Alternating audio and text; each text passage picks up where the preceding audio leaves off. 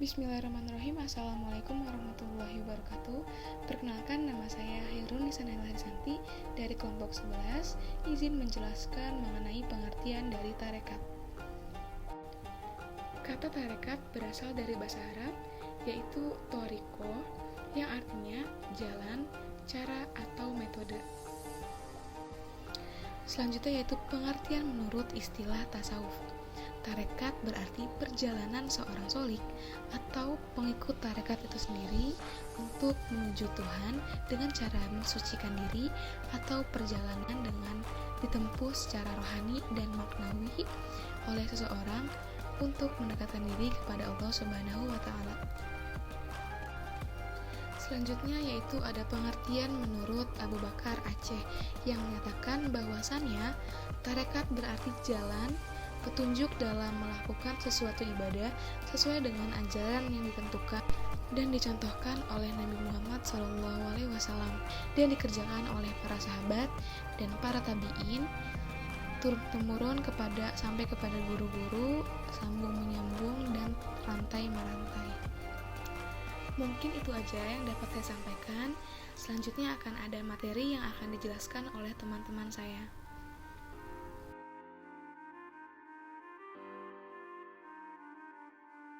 Bismillahirrahmanirrahim. Assalamualaikum warahmatullahi wabarakatuh. Perkenalkan, nama saya Kurnia Widastuti dengan NIM 120400456. Di sini saya akan menjelaskan mengenai sejarah tarekat Islam.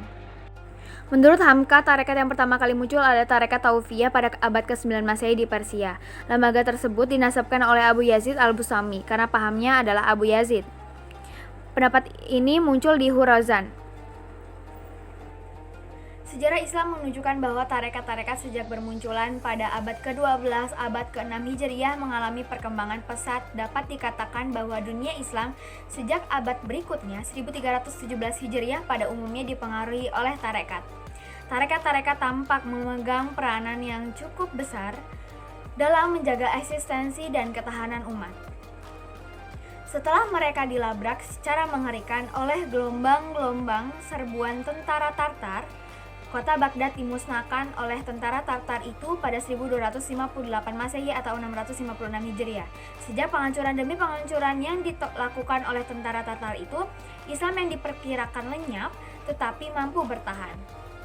Bahkan dapat merembes memasuki hati turunan para penyerbu dan memasuki daerah-daerah baru.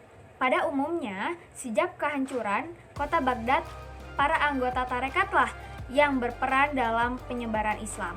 Tarekatlah yang menguasai kehidupan umat Islam selama zaman pertengahan sejarah Islam. Abad ke-13 Samapi, abad ke-18 dan abad 17 sampai 12 Hijriah.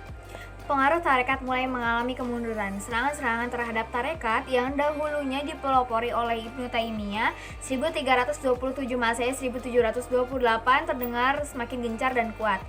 Pada masa modern, tokoh-tokoh pembaru dalam 2 abad terakhir ini pada umumnya memandang bahwa salah satu di antara sebab-sebab kemunduran dan lemahnya umat Islam adalah pengaruh tarekat yang buruk.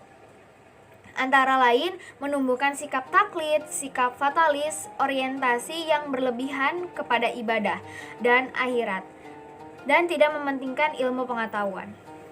Mungkin cukup sekian dari saya mengenai materi sejarah tarekat. Kurang lebih mohon maaf, akan dilanjut oleh materi selanjutnya. Terima kasih.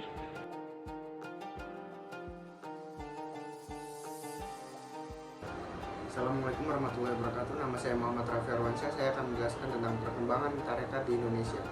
Di Indonesia sendiri banyak berkembang tarekat. Hal itu berkaitan dengan teori yang telah secara umum diterima, yaitu Islam masuk kawasan ini dengan menggerakkan kesufian dalam tarekat-tarekat. Dalam sejarahnya, Islam berkembang pesat sejak jatuhnya kerajaan Hindu Majapahit pada sekitar abad 15. Hampir bersamaan jatuhnya Malaka ke tangan Portugis pada tahun 1511. Oleh karena itu, peranan gerakan kesufian dalam mengembangkan dan mengukuhkan Islam sesuai dengan gejala umum di dalam dunia Islam.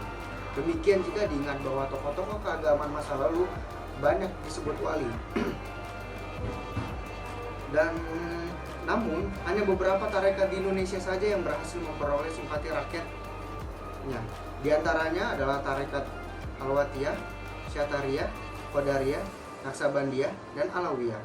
Menurut penjajah Belanda juga bahwa tarekat di Indonesia sendiri bukan merupakan ancaman karena mereka menganggap bangsa Indonesia bukan kaum muslim sejati. Pemahaman agama mereka terbatas pada luarnya saja. Perhatian penjajah Belanda justru diarahkan kepada para haji. Menurutnya, orang-orang yang mengenakan pakaian putih, kopiah, melaksanakan sholat, zikir, mereka itulah orang yang perlu diawasi. Tarekat satunya lagi adalah Naksabandiyah Khalidiyah yang terbesar di Indonesia, berkat Zawiyah yang didirikan oleh Khalifah dari Maulana Khalid Abdullah Al-Arzinjani di Jabal Abu Qubais, Makkah.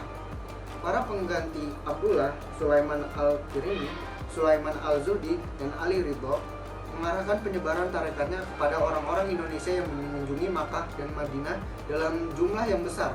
Selama dasawarsa terakhir abad ke-19, ribuan orang yang mengikuti tarekat ini dan menjalankan berkhalwat di zawiyah dan lusinan orang Indonesia yang menerima ijazah untuk mengajar tarekat di kampung halaman mereka itu sendiri.